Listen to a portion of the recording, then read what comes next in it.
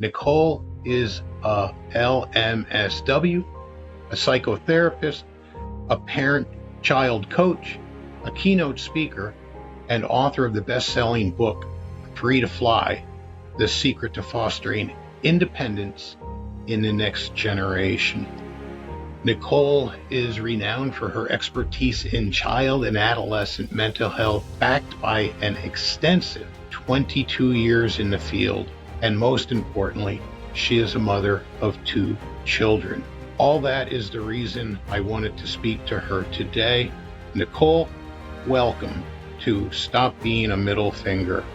Nicole, with your impressive background, I was very curious, what inspired you to be so vested in the parent-child dynamic? I had seen children in therapy for 20 years.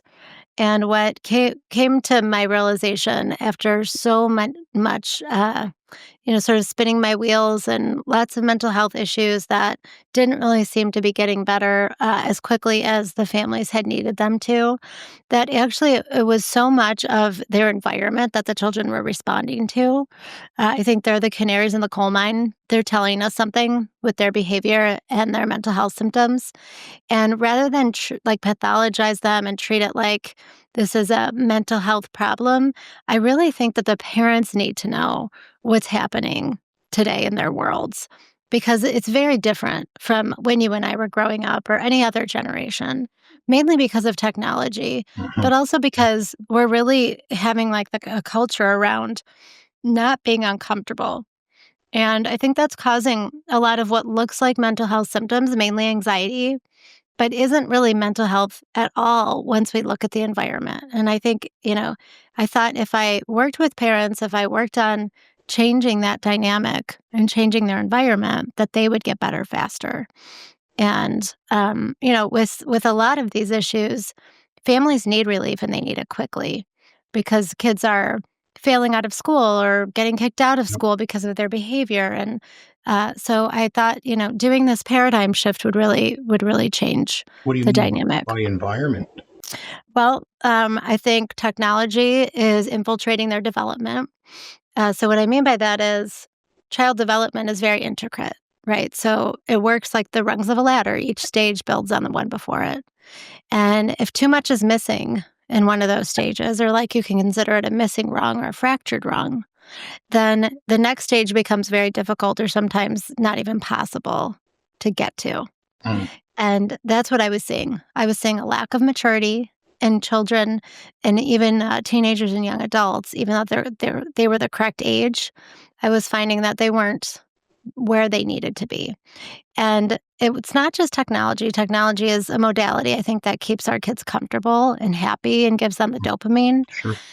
But the technology is really just a way for parents to not have to have those strict rules and boundaries and structure and allow for discomfort and to work through painful feelings, because parents themselves, I think, are struggling with that.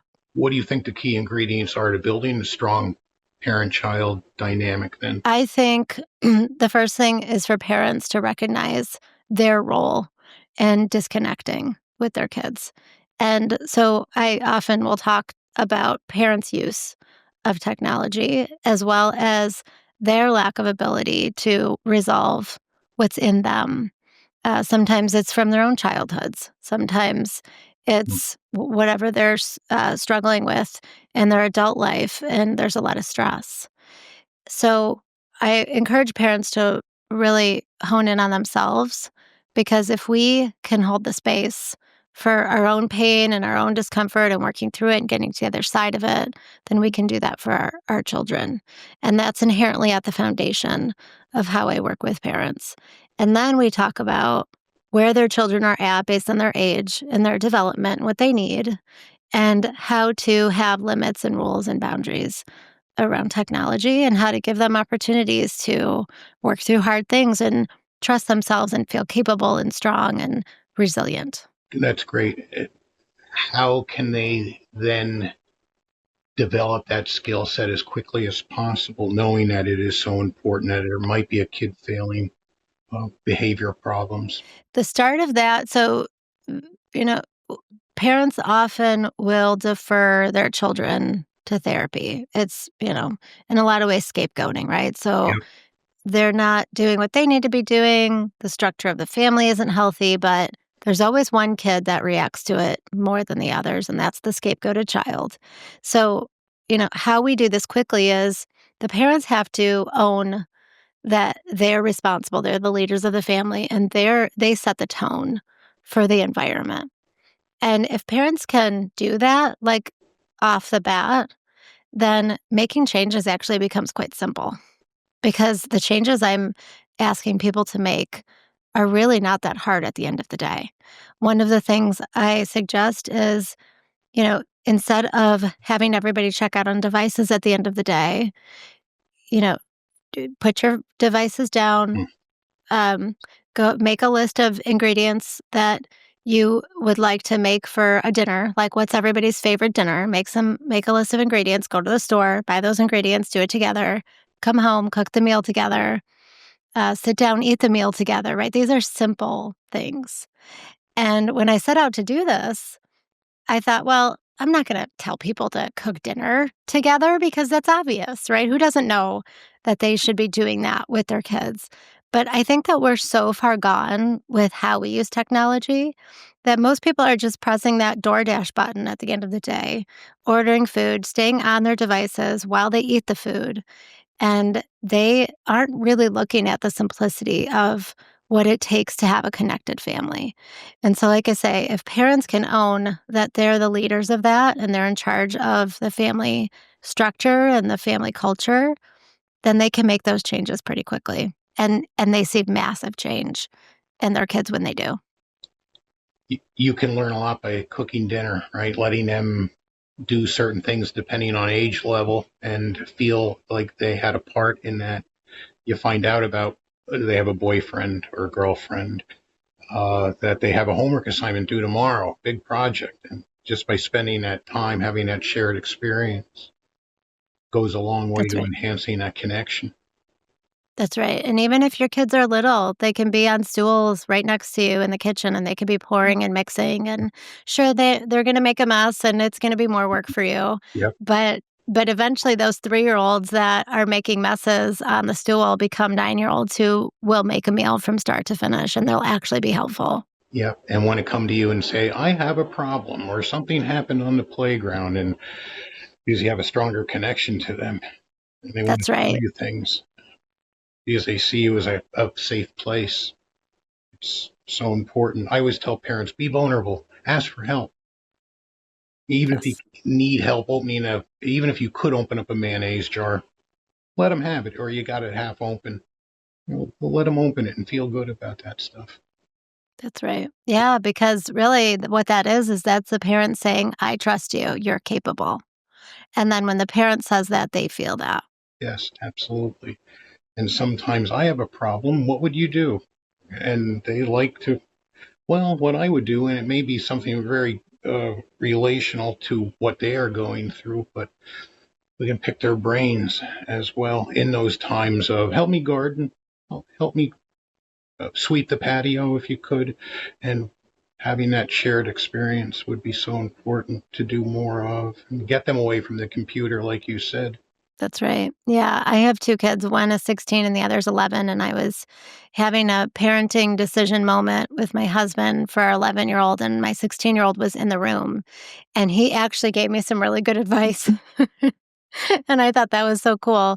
So, yeah, to your point, asking them, deferring to them because he's closer in age to her than I am, of course, and he understood her in a different way than I did, and so he got his input was so helpful. Yeah, and lift self-esteem too, then, right? And which we want to do as parents, right? And lift their self-esteem, let them problem solve. So important to do, That's right. and they get a kick out of. I helped mom or dad, right? They actually took Yeah, my advice. How shocking can that be, right? Instead of always micromanaging what they think and feel and solving their problems. that's right. Here's a puzzler. How can parents balance being both firm and nurturing at the same time? I get that one a lot. Yeah, that is the most ideal form of parenting, and I think that the easiest way to think about it is that discipline is love. It's not punishment. I love that. Mm. So when we're being firm, we're not being mean. We're not bad parents. We're not hurting them. We're actually giving them what they need. So when we can think of it that way, then we can give the boundary or the rule with love. And it's not, well, you should do this because you're not good at controlling yourself, or, you can't have a phone until you're older because you have an addictive personality. And essentially, it's not blaming them or shaming them. It's saying, no, you can't have a phone till you're a certain age because we love you and it's not good for you and we care about your health. Yeah. Yeah. And that's hard, right? Because the reaction on their end is, you're so mean. You're the worst parent. I'm the only one that has these rules. Yep. And so our love for them needs to be enough to practice that we're going to be uncomfortable when we have those rules. And our discomfort is in place for them to be scaffolded, to grow and mature the way that they need to go through child development naturally. And we're like taking that on for them. That's our sacrifice. Sometimes children have to feel adversities, face some of that too. That's right. And to tell them no. But here's how I'm willing to work with you. If you do X, Y, or Z, it brings that phone into play. Mm-hmm. Yes. Yeah. And just honoring that they're people too, and that you can have these conversations with them and respect that they have an opinion and a feeling about it. And not necessarily that it's going to change the rules, but that you can validate the way it makes them feel. And that is what scaffolds children for growth, is this idea that we love them and we can listen to them and care about how they feel, but at the same time, give them the boundaries that they need, even if it's hard. How do you recommend then for parents to tap into their children's feelings, or give them a safe space to express their feelings? I think that a lot of parents, including me, sometimes I have to remind myself all the time, what we want to do is we want to jump in and fix their problems. So when they start telling us something, we immediately, and sometimes often interrupt them like, oh, I know how to solve your problem, right? Yep. And they hate that, of course, and they're going to resist everything you say anyway. So, listening and just being in the room with them, looking them in the eye, showing them that they can say whatever they need to say, and you're not going to try to fix it. And you trust that they can handle the feeling, because that's why we step in, because we're like, oh, this is too painful. I don't want them to experience this. So when you don't step in, you're saying, I trust you. You can handle this. You can do it. Yeah, it's hard, but you got this. And then what we can do is validate, like, I get it. I understand that you worked really hard and you didn't get a good grade on that test. That must be really upsetting. But what today's parents do is, after that moment of validating, they then will go and email the teacher or call the teacher and say, my kid got a bad grade. You need to change it, right? Yep. And this is taking away our children's autonomy. And we think that it's making them happy and comfortable and good and successful in the world, but it's doing the opposite. So what we want to be doing is saying, yeah, I get it. That hurts. That's really upsetting. But what do you think you can do about it? Or what do you think is the solution? And how can I help? So it's not that they have to solve the problem alone. Maybe sometimes they do and they will and they want to, but they don't have to, because they have you there to help them through it. But they need to come up with what they need to do. And you can give them suggestions if they ask. Or you can even say, is this something you want my advice on, or you want me to just listen? Yeah. I love that. I always tell parents to stay out of the story, like you said. It's theirs. And to ask them how they think they're going to solve this problem is important. And asking if do you need my help, can lead to them possibly saying, can you do my homework for me? And it's okay for them to ask. Yeah. And I can politely say, that's a good one, but no, I'm not But no, homework. Come up with something better than that. that's right. What else will you do? And I'll support you. And I'm not willing to email the teacher and give him or her grief for doing that. But what have you learned from this as well? Which That's is so right. important. Here's a problem. How are you going to fix it? Yes. Because what happens is I have to give some consequences if you don't fix it. Now, I hate doing that, but that's what's going to happen. So you need to fix that. And I think that's where growth comes from as well. So you touched on that. Absolutely. That's good. Yep. What have you learned from your journey thus far? And it seems like you're continuing to grow and learn each and every day. Yeah, I've learned that I can adapt and that I can make pivots when they need to be made. That's something that really surprised me. I never saw myself doing anything other than being a child therapist. And when I decided to switch gears and coach parents and write a book and go out and speak about this in front of people, nobody was more surprised than me. But I'm really grateful that I was able to listen to that calling because I really think that's how I can serve children of this generation more than seeing them in a therapy setting. How do you get past those voices that might have said, you can't do this. Who do you think you are? You're not this or that. You kept pushing through. Yeah, it took me a while. I mean, I started talking about this stuff in 2016. I saw it in my practice almost immediately. The mental health symptoms had reached an epidemic level, and these were intact families, no known trauma, no reason for kids being suicidal, and that's what I was getting. And it took me a minute to one to sort of put the pieces together and figure it out, and then two to get over that thought that just so eloquently said is who do you think you are? I had that ringing in my head over and over again. But I looked around and I realized, well, no one else is talking about this, and it's a serious issue. And I very much believe that has so much to do with what I'm seeing in my practice. And then I reminded myself that I'm going to be the first person that sees it Mm. because I'm seeing the dysfunction, right? And then slowly over the years it was the school counselor started seeing it. And then it was the teachers. And finally then it was the parents. Mm.